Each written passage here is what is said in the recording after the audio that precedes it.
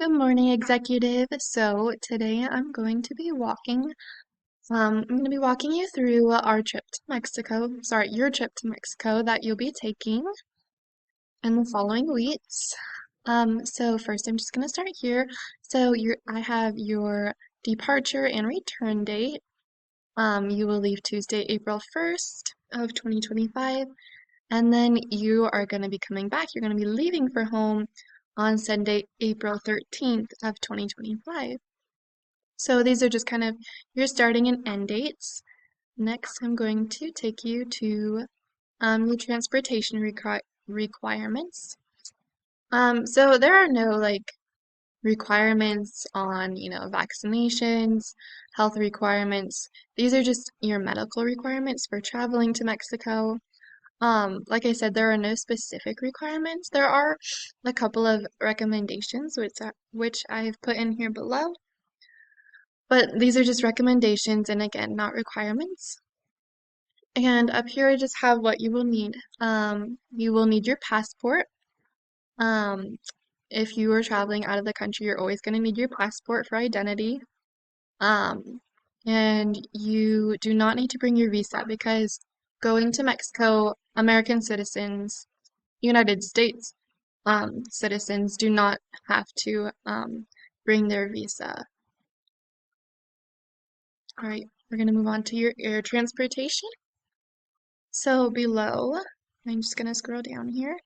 I have all of your flights. Um, so I do not have the times for your flights, but these are all the airlines you're going to be using and the dates that you're going to be leaving. So these would be when we would be booking your flights. So you'd be going from the Spokane Airport to Denver International and from Denver to Mexico City. And then below we have Mexico City. So after you're in Mexico City for a week, then you would be going to Guadalajara, and then from Guadalajara to Denver, and from Denver to Spokane, the Spokane Airport. And down here below, I've provided airport maps for each location: Spokane, Denver, Mexico City, Guadalajara. All right, and travel time and cost I do not have yet, just because depending on when you book this, because I don't have dates, um, I, no, sorry, because I didn't book them, so I don't have the times or the cost, because depending on when you book them, they can be like more expensive or cheaper. So I do not have that in here for you yet. And for ground transportation, um, so from going to the Spokane airport, you will be using your own personal car, and just leaving it and parking it there, which I do not have the exact cost for to be leaving your car at the Spokane airport. But once you go from the Spokane airport, you'll be driving your personal car. And then once you get to Mexico City International Airport, and you'll be driving to the Marriott Hotel, you'll be using Black Lane. You'll be riding in a business class car, and this will be your charge fees. So the same from, this hotel in Mexico City to the Mexico City International Airport when you will be flying to Guadalajara. You'll be using the same car business, still riding in a business class car. This will be your charge fee. Um, and so I just have it for the following days for your locations.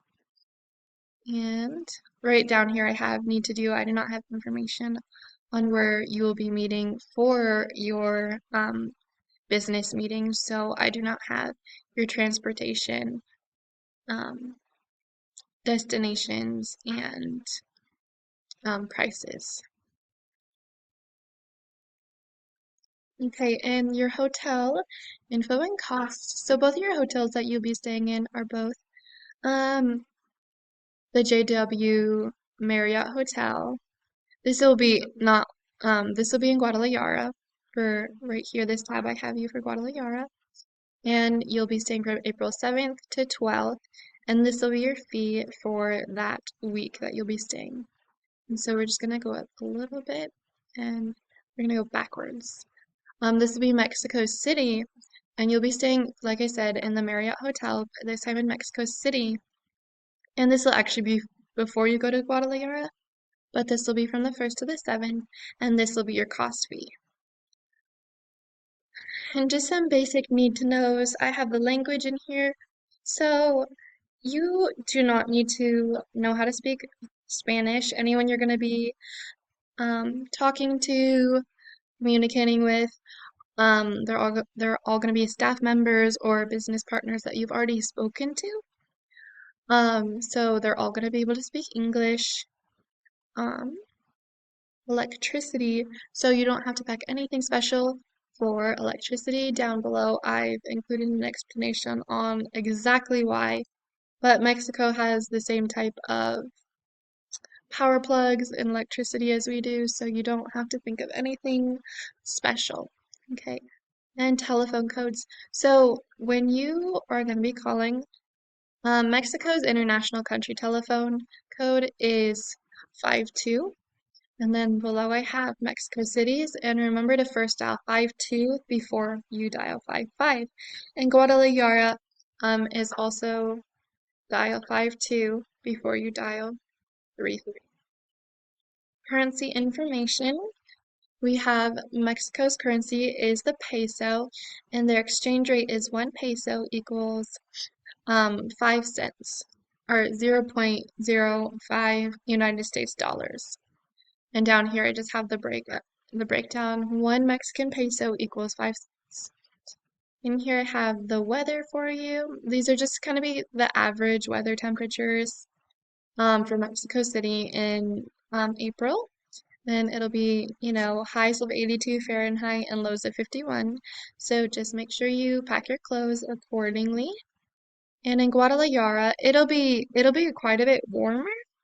So it'll be highs of 90 and lows of 77. Okay, and the time zones aren't a huge difference.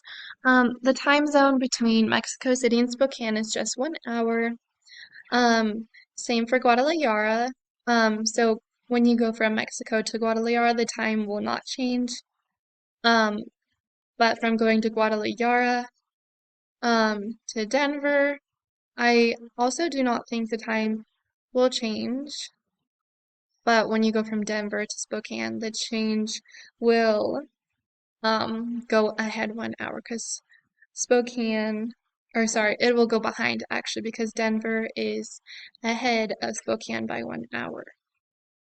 Okay, and below I've just kind of added things to do on downtime.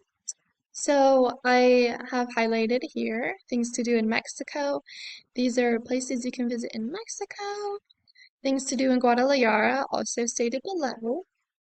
And then here I just have nearby restaurants that are near both of your hotels. So restaurants near your hotel in Mexico City, restaurants by your hotel in Guadalajara. And then I'm just gonna go to these are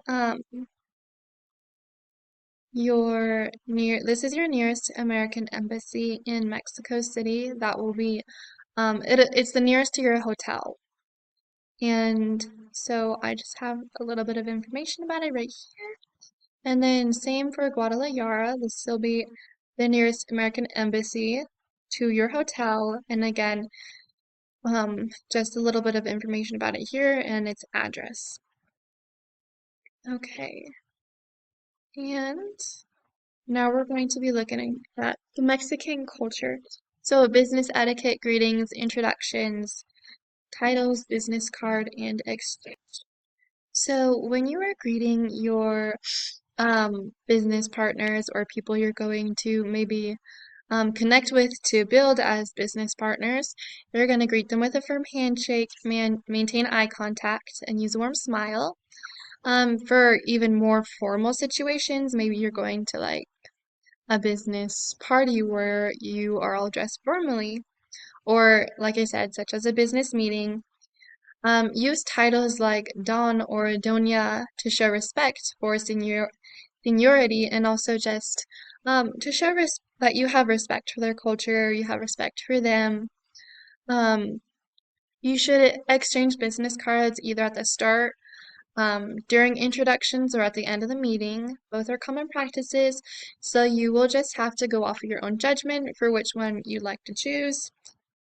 Prioritize building relationships.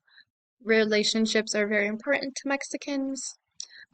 Be punctual, but also expect like a little bit of flexibility.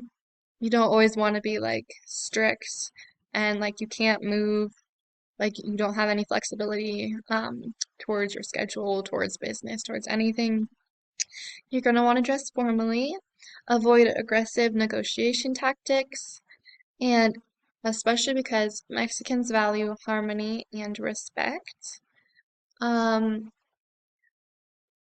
Going on gift giving for your hosts in the business setting, and so both in Mexico City and Guadalajara, they're not mandatory, but bringing, a little gift is just, a sign of goodwill, a sign of you want a partnership, you want this relationship, you're trying to be courteous. So just, a small thing like flowers, wine, chocolates, or something with your company logo, just anything that, tells them that of you thought of giving them something, you thought of them, and that you want this relationship. Hosts work hour practices in Mexico City. They work 48-hour week. They spread it across 6 days, so they're 8-hour days. In Guadalajara, they do the same. Typically, they are 48-hour weeks. And again, like Mexico City, they split it up between 6 days. And their shifts are usually between 6 a.m. and 8 p.m. And your host's attitude toward time. So Mexicans, at least in Mexico City and Guadalajara, the business owners generally exhibit a more relaxed and flexible attitude towards time compared to like other cultures. So, valuing relationships and building connections over strict adherence to schedules. Um, yeah, so they really value relationships and building connections. Um, so they're pretty flexible with their time. They're relaxed. They're not like, get out of my office, time's up. They'll be like more courteous because they want that relationship. So they're not going to be trying to kick you out. Um, and for nonverbal communication patterns, um, in Mexico City and Guadalajara, it's accepted to show positive emotions in business. Mexicans will also interrupt each other, or speak at the same time. I'm not like saying go on, do this, but just know like if they end up doing this to you, don't be offended or like feel like that they're trying to talk over you or chastise you or it is common to touch each other's right or upper arm while talking and to pat someone on their shoulder. Long silences are perceived as uncomfortable, so like um try not to hold silences. Try to stay talkative, informative. Again, make sure you are showing them you want to build this relationship. Don't be like a mute stone statue. Women will hug or kiss each other on the cheek. Um, so don't do this unless they make a move to do it first because you don't want to like be intrusive unless like in case um they that specific person doesn't do that in business meetings. So always be aware of what they are doing so you can have your instincts ready to follow their cultural behavior. Men might offer a warm hug with a hearty backslapping. In a professional setting, they will greet each other with a handshake. Don't stand with your hands on your hips. This signifies anger. It is considered rude to stand around with your hands in your pockets. So make sure you keep them out. And again, just remember to build this relationship. It's important for your business and Yeah, just important for your profile. So just keep it calm and cool.